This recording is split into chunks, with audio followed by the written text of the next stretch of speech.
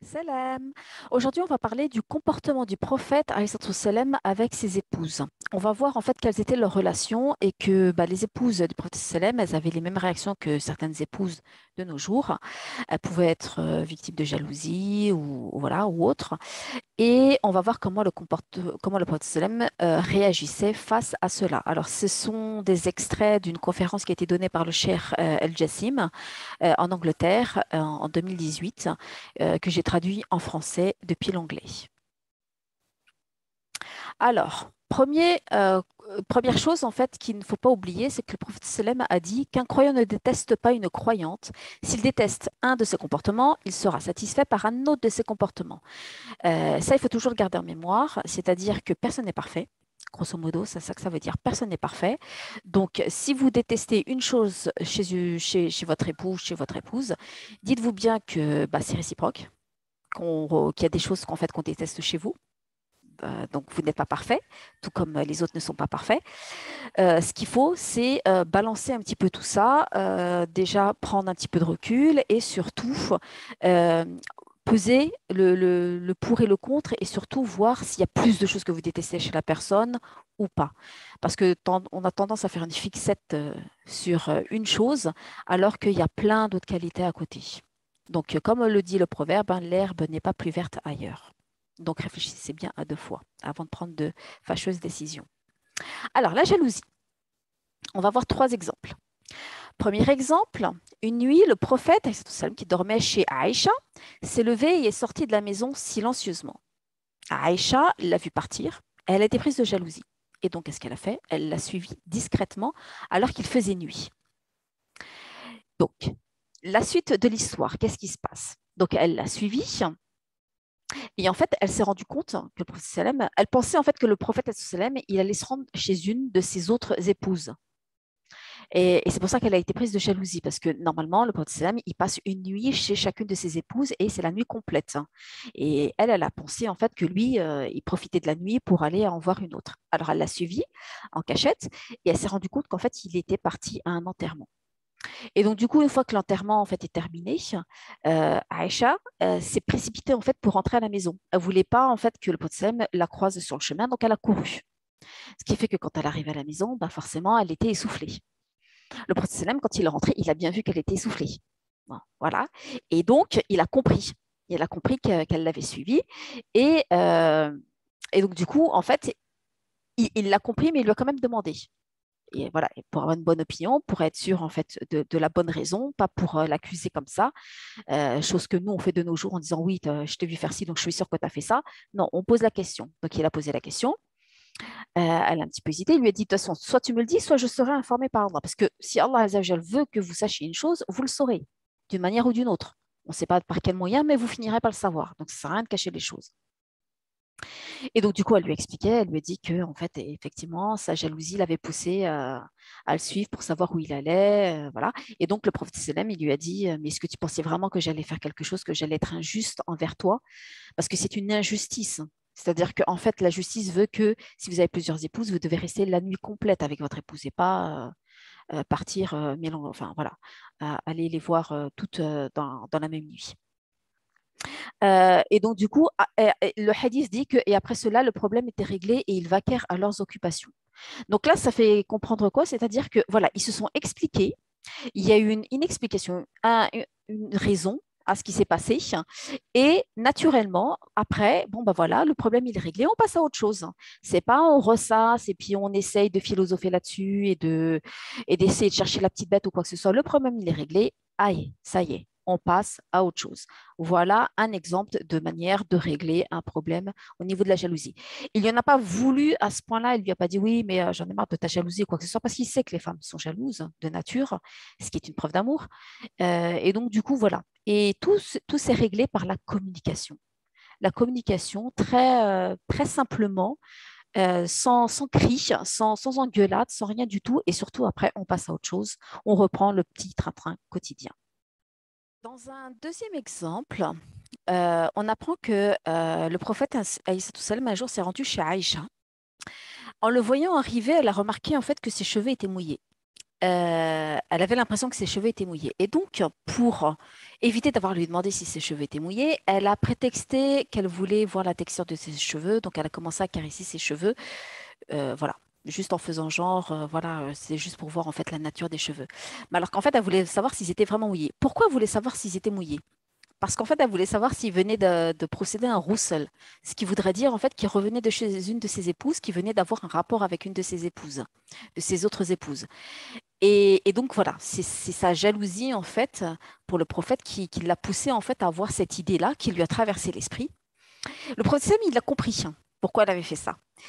Mais il l'a laissé faire. Dans le hadith, c'est ce qui est dit. C'est qu'il l'a laissé faire et qu'ensuite il lui a dit, oh Aïcha, est-ce que ton shaitan est venu à toi encore? Donc ça veut dire quoi? Ça veut dire, est-ce que ton shaitan est venu à toi? C'est-à-dire qu'il t'a insufflé des idées comme quoi peut-être que juste avant, il était avec une autre de ses épouses et qu'en fait, il va que d'une épouse à une autre comme ça, alors que normalement, on doit passer du temps en fait avec chacune de ses épouses. Et ensuite est venu à toi encore. C'est-à-dire que c'est déjà arrivé. Et là, remarquez, c'est-à-dire qu'il sait que c'est pas la première fois qu'elle est jalouse et qu'elle fait preuve de jalousie, qu'elle le lui montre. Et regardez bien, il l'a laissé faire. C'est ce que dit le hadith en fait. Il ne l'a pas engueulé. Il lui a pas repoussé la main, comme le feraient certains frères en repoussant la main voilà, de leurs épouses, en les insultant, en leur criant dessus ou quoi que ce soit. Parce qu'il comprend la nature de la femme. Il comprend comment elle est. Et voilà. Mais en même temps, il lui dit attention, parce que là, tu t'es fait manipuler par Shaitan, c'est-à-dire que tu as une mauvaise opinion, une mauvaise suspicion. Donc, il faut que voilà, tu apprennes à te contrôler et à ne voir que la vérité, en fait, à ne pas te laisser berner par des idées en fait, qui pourraient traverser ton esprit. Donc, voilà un autre exemple en fait, de comportement que le prophète Sem a eu face à une épouse qui était jalouse. Alors, un autre exemple, c'est Zainab. Le prophète Sam avait plusieurs épouses. Et parmi ces épouses, enfin, toutes se faisaient concurrence, elles étaient toutes jalouses à peu près, mais celle qui faisait le plus concurrence, c'était Aïcha et Zainab. Euh, à tel point que les autres épouses, elles avaient pris parti soit pour l'une, soit pour l'autre. C'est-à-dire qu'il y avait deux clans. Il y avait le clan des Zainab et le clan des Aïcha. Zainab, c'était une femme qui venait d'une grande lignée. Euh, Elle était très généreuse, elle était très belle et elle était très religieuse. C'est-à-dire qu'elle priait la nuit Qiyam Layl, mais vraiment, voilà, elle était très versée dans la religion. Le prophète m'a dit que après sa mort, la première des épouses qui viendrait le rejoindre, c'est celle qui aurait les mains les plus longues. Alors forcément, qu'est-ce qu'elles ont fait, toutes les épouses? Eh ben, comme elles se faisaient concurrence, elles ont toutes commencé en fait à comparer leurs mains, à regarder, mesurer la longueur et voir qui avait les mains les plus longues. Quand le prophète sallam est décédé, la première à le rejoindre, ça a été Zainab. Et en fait, elles ont compris à ce moment-là qu'en fait, avoir les mains les plus longues, c'était pas au niveau de la longueur des mains. C'était une expression en fait en arabe. Avoir la main longue, ça voulait dire être généreux. C'est-à-dire c'est la personne qui donne beaucoup. Donc elle a des grandes mains et parce que les mains sont remplies en fait de dons, elle donne beaucoup en fait la main longue. Et c'est vrai que Zainab, c'était quelqu'un qui donnait énormément aux pauvres, nécessiteux, enfin à tout le monde. Voilà. Elle donnait sans compter. Et donc, c'est pour ça que c'était la première, en fait, à le rejoindre. Elle avait, Aïcha disait à son sujet, au sujet de Zainab, qu'elle ne lui reprochait qu'une seule chose, c'était sa colère démesurée. C'est-à-dire que quand elle se mettait en colère, Zainab, c'était vraiment quelque chose, voilà, ça montait vite en flèche. Mais par contre, dès que sa crise de colère était terminée, elle revenait au calme, comme si de rien n'était.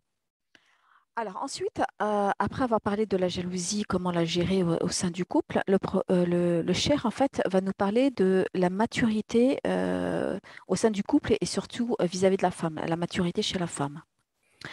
Donc le cher en fait nous dit qu'il a mené un constat en regardant, en fait, en discutant avec beaucoup de frères, il s'est rendu compte en fait que si vous demandez à un homme qui a plusieurs épouses, laquelle d'entre elles il préfère, assurément, il vous répondra qu'il préfère celle avec qui il a le plus d'interactions et non pas celle qui est la plus belle ou la plus jeune. En d'autres termes, les hommes préfèrent les femmes qui sont de leur âge, plus âgées, de leur âge. Pourquoi? Parce qu'elles ont du vécu.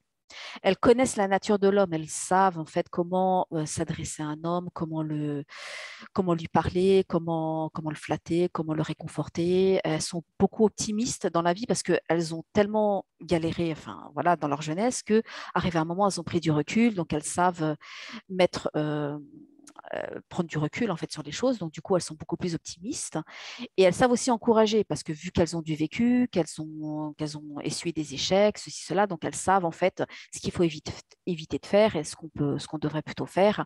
Alors que les jeunes, ben, elles débutent dans la vie, on ne va pas se mentir. Elles viennent de sortir de chez leurs parents, elles sont passées d'un statut d'enfant des parents à prise en charge par leur mari. Donc, du coup, elles n'ont pas de vécu. Elles le créent, ce vécu.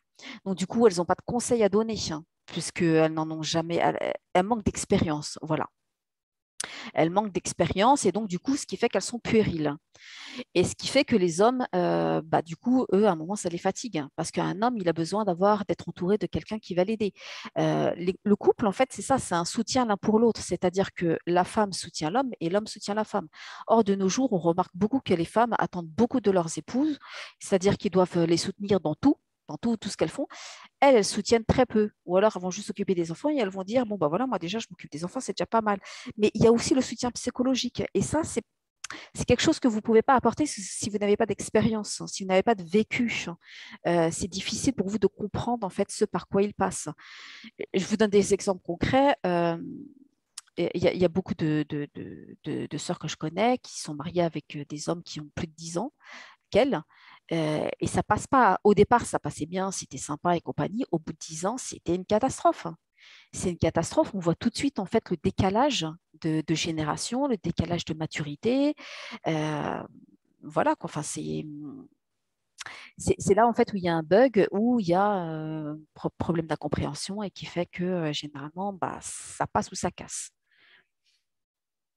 Euh, on prend le chéri prend le premier exemple de l'épouse du prophète, la première épouse du prophète, sallam, qui était Khadija. Khadija était beaucoup plus âgée que le prophète, sallam, mais lui, ça ne le gênait pas, au contraire, et ça l'a aidé en fait.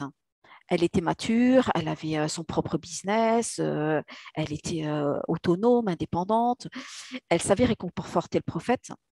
Le prophète, lorsqu'il a reçu la révélation, elle n'a pas paniqué en disant oh mais là mais qu'est-ce que c'est, mais qu'est-ce qu'on va faire et ceci cela. Non, elle a été restée très calme. Elle l'a réconforté, elle lui a donné des conseils, elle a été voir son cousin, voilà, euh, pour savoir comment il pouvait les aider. Donc voilà, elle a fait preuve en fait de calme, de sérénité, de bons conseils, et c'est de ça en fait dont on a besoin. C'est-à-dire que quand nous on flanche, quand nous les femmes on flanche, on a besoin que notre partenaire en fait nous réconforte, prenne soin de nous, et inversement en fait. C'est vraiment une équipe. Hein. C'est une sorte d'esprit d'équipe. Hein. Il faut que chacun apporte à l'autre. C'est pas toujours un qui aide l'autre, hein, parce que sinon là, si c'est bancal et ça passera pas, ça marchera pas.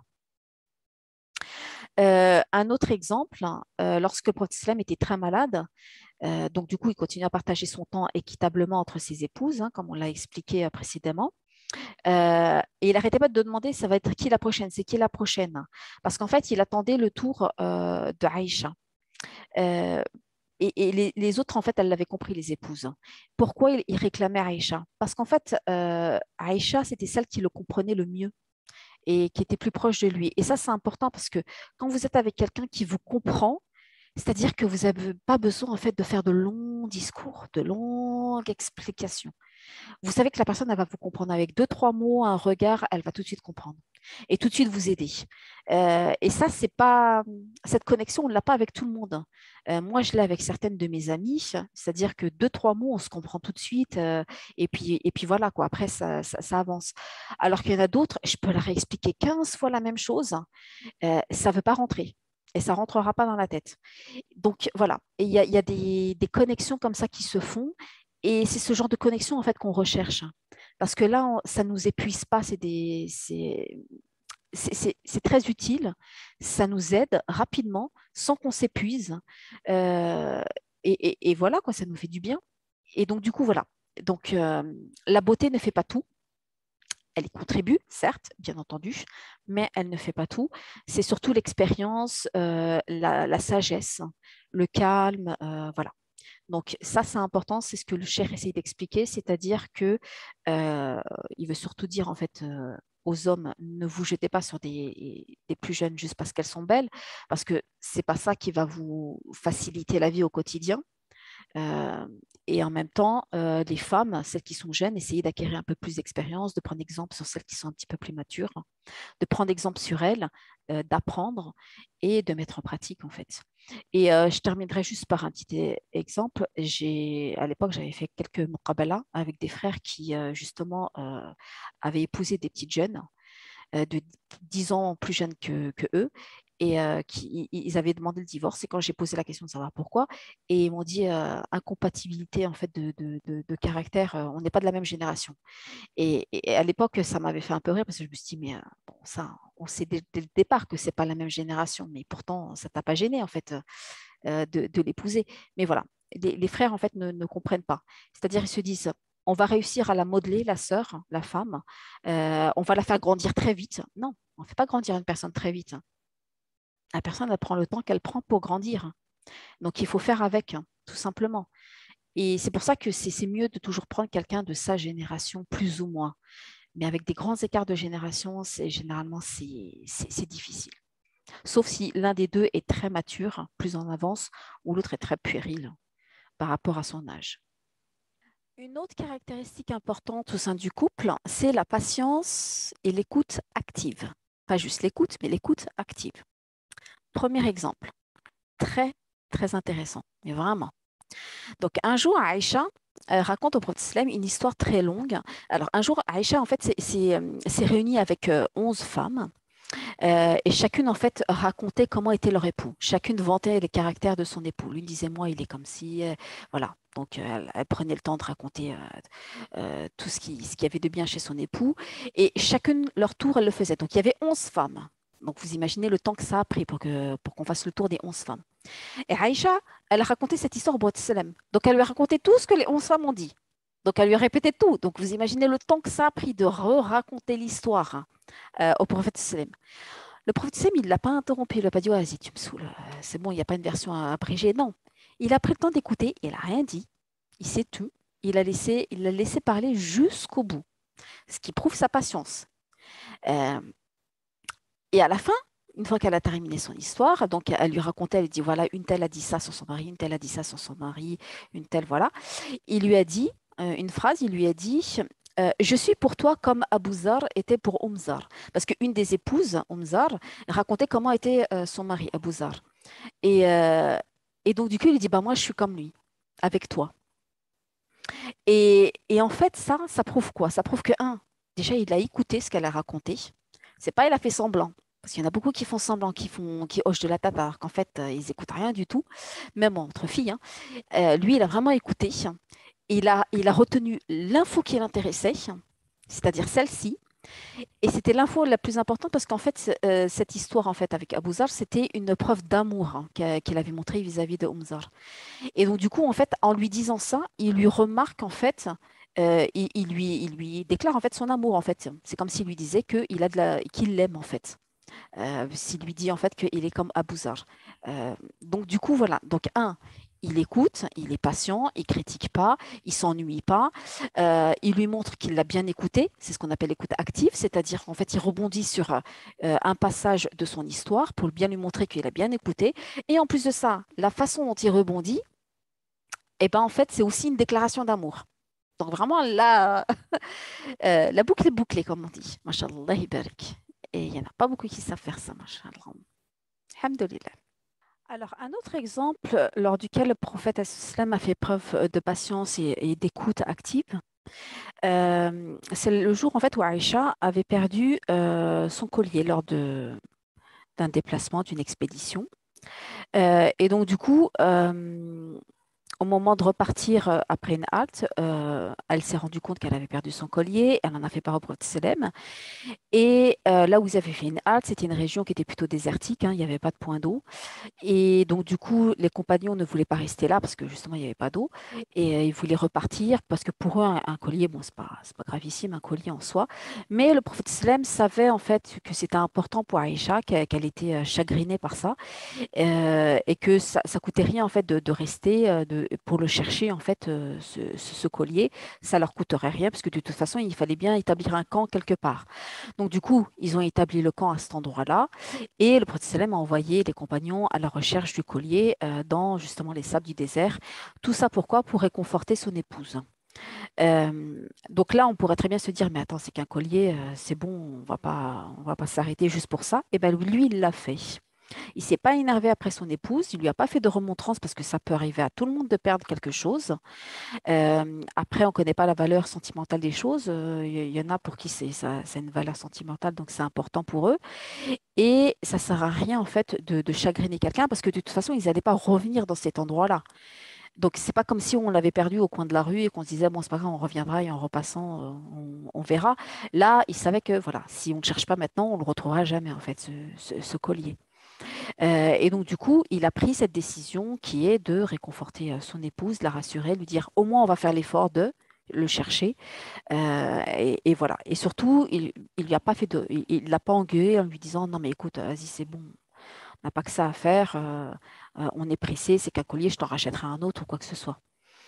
Donc voilà, c'est une autre façon aussi de montrer qu'on écoute ce que la personne nous dit, on écoute le fait que ça la gêne. Si ça ne l'avait pas gêné en fait d'avoir perdu son collier, si vraiment il n'avait pas d'importance pour elle, elle n'aurait pas demandé en fait à ce qu'on le recherche. Aïcha, elle aurait dit c'est pas grave, c'est bon, j'en rachèterai un autre. Mais si vraiment elle en a parlé, c'est que vraiment ça lui faisait mal au cœur.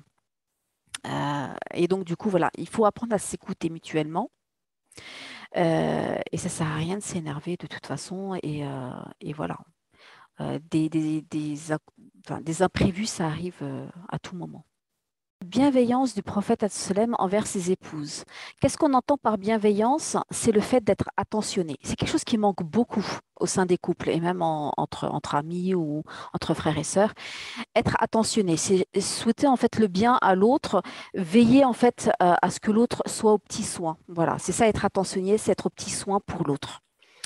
Dans le premier exemple, c'est l'histoire où Aïcha avait été calomniée, elle avait été accusée d'adultère et elle l'a tellement mal pris qu'elle en est tombée malade. Et donc le hadith est très long. Et pour faire bref, à un moment, elle dit, ce qui m'étonnait durant ma maladie, c'est que je ne trouvais pas l'envoyé d'Allah, le prophète sallam, aussi aimable avec moi qu'il était d'ordinaire quand je tombais malade. Donc ça, en fait, ça nous prouve quoi? Ça nous prouve qu'en fait, à chaque fois qu'elle tombait malade, le prophète sallam était au petit soin avec elle. Vraiment, il était très attentionné, il prenait soin d'elle, il s'assurait elle manquait de rien, voilà, il faisait tout pour elle, voilà. Alors que de nos jours, on va pas se mentir, il y a beaucoup d'époux, quand leurs épouses sont malades, bah voilà, faut quand même qu'elles continuent, quoi. C'est comme si c'était des machines. Ils vont pas prendre la relève pour aider leurs épouses, non. Et bah bon, voilà, malheureusement, ils ne font pas preuve d'attention vis-à-vis de leurs épouses. Alors que pour Salem, lui, il était doux et vraiment prenait soin d'elle encore plus quand elle tombait malade. Et ce qui est important en fait, et ça c'est quelque chose que les époux doivent faire entre eux. Lorsque l'un est malade, et ben, l'autre va prendre soin de lui, va lui apporter un petit peu à manger, lui demander comment ça va, mettre un petit peu, euh, voilà, essayer de le rassurer autant que faire se peut. Un deuxième exemple, c'est lorsque le prophète sallam est revenu d'une expédition avec son épouse Safia et il avait disposé pour elle un manteau derrière lui sur sa monture. Il s'est assis sur le chameau et il avait placé son genou de sorte à ce que Safia puisse y poser son pied et monter sur la bête. Ça, ce serait l'équivalent de ce qu'on appellerait de nos jours, par exemple, ouvrir la portière pour que sa femme monte dans la voiture. Ça, c'est quelque chose de très gentleman, comme on dit de nos jours, hein. C'est-à-dire, ah, il m'a ouvert la portière, il a refermé derrière moi. C'est un peu ça, en fait. C'est-à-dire mettre son genou de sorte à ce qu'elle puisse monter de façon plus facile, parce que c'est compliqué de monter à cheval sur un chameau, moi je l'ai fait. On a toujours besoin d'aide, en fait. Et c'est très galant, voilà, de la galanterie, être gentleman. Et ben voilà, Prof. Sam, c'était quelqu'un de galant, un gentleman. Donc, c'est quelque chose que les frères devraient faire. Autre point important que le cheikh souligne, c'est qu'il faut apprendre à montrer son affection. Il ne faut pas avoir honte de cela. Le Cher explique qu'il prend une analogie qui est très, très intéressante, qui dit que lorsque nos mains deviennent rêches à cause du temps, du travail, ou peu importe, on a tendance en fait à appliquer de la crème pour les adoucir, pour que ce soit plus agréable. Et ben, c'est pareil avec les relations. Quand les relations deviennent dures, peu importe quel type de relation, hein, que ce soit entre amis, entre frères et sœurs, entre mariés et épouses, au bout de quelques temps, ben, il faut les adoucir en faisant des compliments, des cadeaux, quoi que ce soit. Et donc là, il parle justement de faire des compliments à son conjoint, sa conjointe, en lui disant en fait qu'on l'aime. Et il prend des exemples. Premier exemple, un compagnon a demandé au prophète sallam quelle est la personne que tu aimes le plus. Et le prophète, alayhi sallam, la première chose qu'il a répondu, c'est Aïcha. Et il n'a pas eu honte de le dire. Alors là, vous allez me dire, oui, mais il n'a pas dit Aïcha, il a dit un compagnon. Ben, c'est encore plus, hein. C'est-à-dire que là, il ose même le dire en fait aux autres. C'est-à-dire qu'il proclame son amour auprès des autres. Alors que les hommes, généralement, déjà, ils ont du mal à le dire, mais le dire en plus à d'autres hommes, à dire oui, j'aime ma femme, c'est encore plus difficile à dire, hein. Et là, il n'a pas hésité une seule seconde et c'est elle qui l'a mentionné en premier dans ce hadith. Dans un autre hadith, Aïcha rapporte que le prophète, il embrassait certaines de ses épouses et puis ensuite il sortait pour se rendre à la prière, sans renouveler ses ablutions. Donc c'est normal, pour lui c'était tout à fait normal en fait d'embrasser ses épouses avant de sortir. Voilà, tout simplement. Un autre hadith où il l'embrassait, il la caressait alors qu'il jeûnait. Mais vraiment, c'est avec tendresse. Voilà, il embrassait ses épouses, il les caressait avec tendresse. Euh, et dans un dernier hadith, Aïcha avait l'habitude de parfumer le prophète sallam avec ses propres mains à elle, avant qu'il se mette en état d'ihram et à la fin de son état d'ihram. Donc voilà. Donc montrer son affection à son époux, à son épouse, il ne faut pas hésiter de le faire parce que c'est ça qui va adoucir les mœurs, adoucir les relations entre époux. Euh, Vous avez d'autres moyens hein, de le faire aussi, s'offrir des petits cadeaux, des choses comme ça. Mais voilà, il ne faut pas que cela soit une honte, une gêne. Au contraire, c'est important de le faire. Passer du temps avec l'épouse. C'est important de passer du temps avec sa famille, hein, que ce soit l'épouse, que ce soit les enfants, donner à chacun son haq. Beaucoup de femmes se plaignent de l'absence de leurs époux et beaucoup d'enfants se plaignent de l'absence de leurs parents, surtout le papa. Alors, on sait qu'il y a toujours des excuses, des raisons valables, comme par exemple le travail ou autre chose, enfin voilà. Mais il faut quand même donner son haq à chacun et donc prendre le temps de temps en temps. Premier exemple que le chéri prend, c'est le prophète sallam qui avait l'habitude tous les jours de regrouper toutes ses épouses dans la demeure d'une d'entre elles, celle avec qui il allait passer la nuit, afin de leur donner un peu de son temps et de discuter avec elles. Voilà, tout simplement, après la prière de l'As, quelques instants, quelques minutes, et voilà. Ça, c'est quelque chose qu'on peut faire très facilement en fait avec sa famille. C'est juste une habitude à prendre, une question d'organisation, ça peut très bien se faire. Deuxième exemple, Safia, l'épouse du prophète Sam, qui est venue rendre visite au prophète à la mosquée, alors qu'il était en i'tikaf pendant les derniers jours de Ramadan. Généralement, quand on fait i'tikaf, c'est parce qu'on veut on veut s'isoler à la mosquée, parce qu'on veut se couper du monde et puis se consacrer uniquement aux adorations. Et elle est venue en fait parce elle voulait discuter avec lui. Et donc du coup, elle est venue à la mosquée et lui, il l'a raccompagnée, il l'a écoutée, ils ont discuté, puis ensuite il l'a raccompagnée jusqu'au pas de la porte. Notez là encore une fois, il l'a raccompagnée jusqu'au pas de la porte. Donc ça, c'est vraiment c'est de la galanterie, hein, c'est vraiment de la bienveillance. C'est des petites attentions comme ça qui sont très appréciables. Et le prophète Sam, il l'a pas réprimandé. Il lui a pas dit oui, mais là, je suis en i'tikaf, je ne veux pas qu'on me dérange ou quoi que ce soit. Non. Il sait qu'elle avait besoin. Donc, du coup, il a fait son devoir de mari et il lui a donné son temps, il l'a écouté et voilà.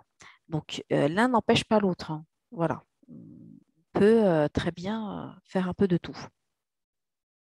Et le dernier exemple, c'est quand Aïcha, en fait, avait fait la course avec le prophète Salem, elle l'a fait à deux reprises. Et donc, le prophète Salem, il avait pris le temps de faire une course avec elle alors qu'ils étaient en voyage. Alors, ça peut paraître anodin, mais en fait, ce qu'il faut comprendre, c'est qu'à l'époque, les conditions du voyage, elles étaient très difficiles parce que les gens voyageaient à dos d'animaux, dos de chameau, dos de cheval, et c'est très fatigant. Moi qui ai fait du chameau pendant plusieurs heures, honnêtement, c'est hyper fatigant. Vous êtes sous le soleil, à dos de chameau, c'est pas confortable. Et pourtant, malgré tout ça, la fatigue et tout ça, le voyage, eh ben, il a quand même pris le temps de faire une pause et de jouer en fait avec son épouse à faire la course. Et la course, c'est quand même fatigant, mais c'est ce qu'elle voulait. Et donc, du coup, voilà, prenez le temps. Nous, de nos jours, on est en voiture, on a la clim, on a des bouteilles d'eau, on a à manger, on a tout ce qu'on veut. Et pourtant, on est fatigué, on ne veut pas prendre le temps de jouer avec les enfants ou prendre le temps de discuter avec son épouse. Voilà, prenez le temps, voilà, il faut donner son haq à chaque chose et, et ça permet en fait de favoriser les relations intrafamiliales. S'entraider dans les actes d'adoration. Il ne faut pas oublier que lorsqu'on se marie, on choisit toujours un compagnon de route, de voyage, qui va nous mener droit au paradis, Inch'Allah. Donc, il faut choisir la bonne personne qui va nous aider en fait au quotidien, parce que la vie, elle est parsemée d'épreuves.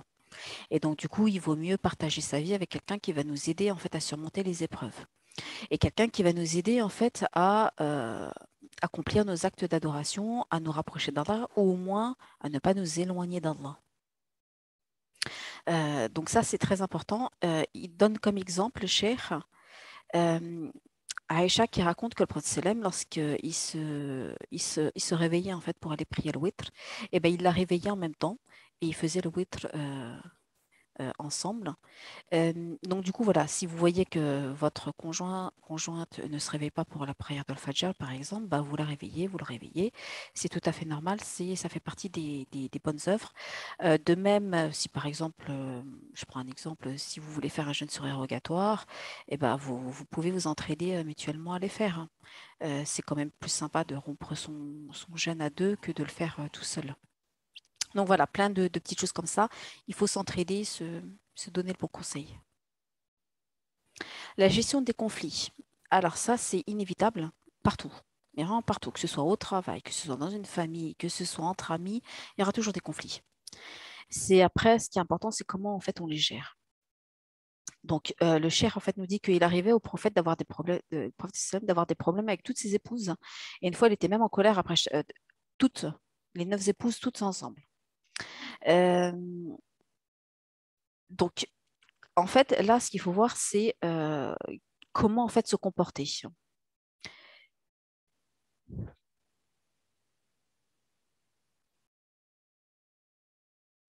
Donc le cher prend l'exemple de Hafsa à qui il était arrivé en fait d'être en colère, mais c'est pas parce que le prophète Sam avait fait quelque chose. Donc en fait, ce qu'il faut comprendre par là, c'est que des fois votre partenaire va être en colère, mais c'est pas à cause de vous, c'est parce qu'il s'est passé quelque chose d'autre en fait. Donc il faut apprendre en fait à comprendre ce qui s'est passé. Il faut apprendre à analyser le comportement de l'autre, à voir en fait les réactions que l'autre a quand il est en colère, combien de temps la personne elle met pour se calmer.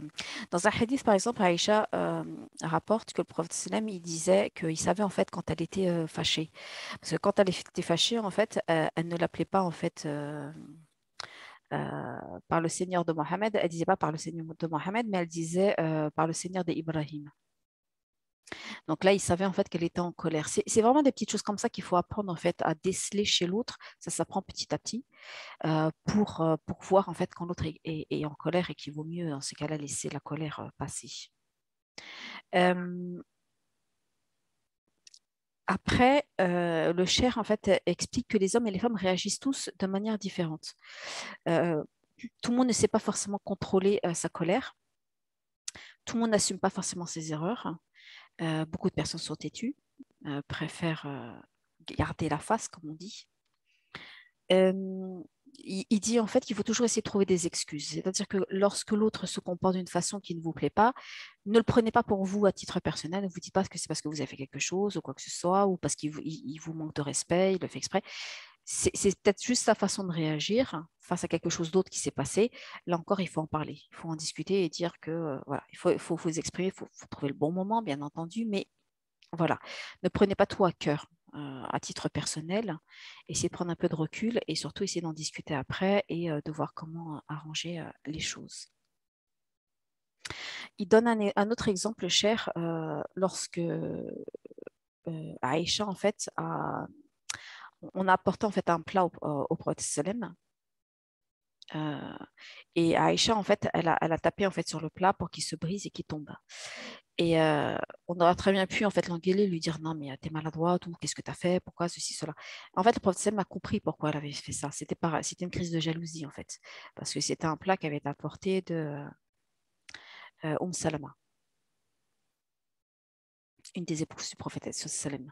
Donc voilà, essayer de comprendre, faut toujours essayer de comprendre l'origine de la colère, la déceler en fait, et réussir en fait à la déceler chez l'autre, comprendre comment ça fonctionne chez l'autre et apprendre à en discuter une fois que la colère est redescendue et à trouver un moyen en fait d'y remédier.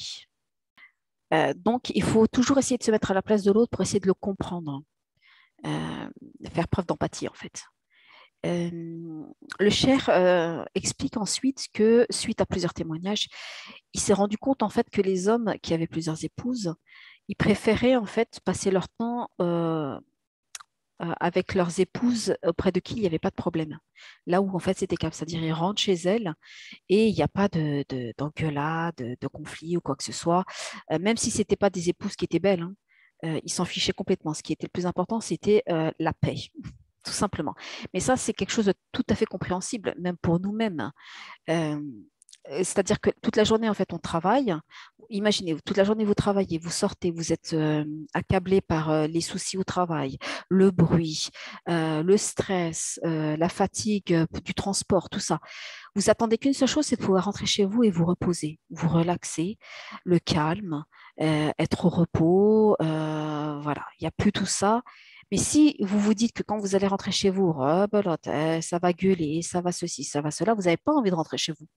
C'est pour ça qu'il y a beaucoup d'hommes en fait qui traînent en fait après le travail, qui rentrent pas chez eux, et les femmes se plaignent en disant oui, mon mari est tout le temps en train de passer son temps avec ses potes dehors et ceci, cela, et il rentre toujours très tard. Voilà, il faut se poser les bonnes questions. Et généralement, chez soi, on doit trouver de la sérénité, de la quiétude, de la sakina, du repos. Si on ne le trouve pas chez soi, on n'a pas envie d'y rentrer chez soi. On ne va pas se mentir, si chez soi c'est tout le temps bruyant, toujours avec des problèmes, on sait que voilà, on va encore s'engueuler pour un rien ou ceci, cela, ça va crier dans tous les sens. Qui c'est qu'aura envie de vivre dans un environnement comme ça? Personne. C'est énervant, c'est fatigant, c'est épuisant, et psychologiquement, physiquement, enfin, on n'a pas envie de ça. Donc du coup, voilà, la maison, ça doit être un cocon. Ça va être le coco familial. Et il faut faire en sorte que ce soit ça. C'est-à-dire quand on arrive, c'est calme, tout est reposant, voilà. Tout est propre, tout est nickel. Et malheureusement, ce n'est pas forcément le cas. Moi, j'ai eu beaucoup de commentaires là-dessus. Voilà. Il faut vraiment trouver, créer ce cadre, ce cadre, ce havre de paix en fait à la maison euh, le soir.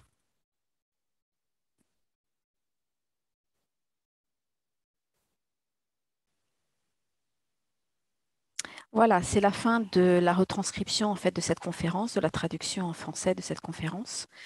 Comme vous pouvez le voir, bah, les problèmes à l'époque existaient déjà, hein, comme les problèmes de nos jours.